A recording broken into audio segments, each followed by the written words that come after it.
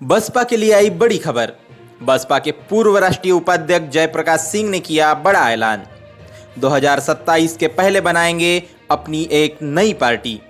जी हां, आपको बता दें कि जयप्रकाश सिंह, जो कि बसपा के पूर्व राष्ट्रीय उपाध्यक्ष रह चुके हैं, उन्होंने DNN हिंदी न्यूज़ चैनल में एक इंटरव्यू में कहा है कि बसपा अगर इस बार कमबैक नहीं करेगी तो हम बहुजन समाज को एक नया विकल्प देंगे। फिलहाल हम बसपा के साथ हैं।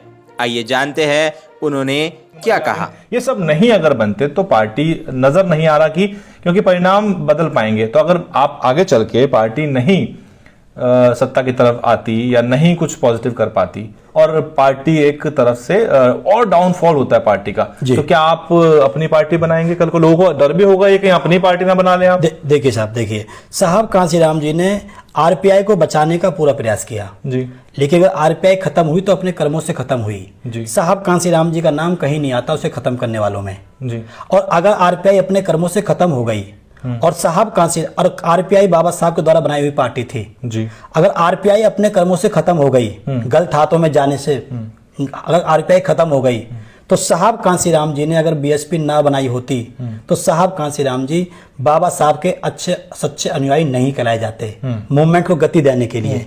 ठीक उसी प्रकार से अगर गलत हाथों में चली जाती है भविष्य में BSP और वो खत्म हो जाती है, तो जैसे बाबा साहब ने RPI बनाई थी, साहब कांसीराम ने उसको गति देने के लिए BSP बनाई।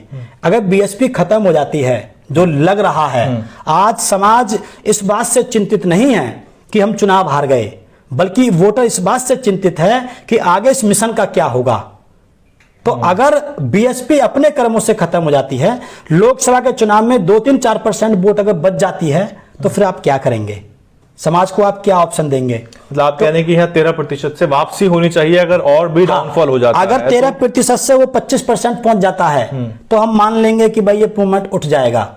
लेकिन अगर वो 13% से अगर वो 3 पे पहुंच जाए, 4 पे पहुंच जाए, या मध्य प्रदेश, राजस्थान, छत्तीसगढ़ में कुछ जैसे है, अगर ऐसा हो गया तो फिर आप समाज को आप क्या मुंह दिखाएंगे? आप समाज को क्या अकेला छोड़ देंगे?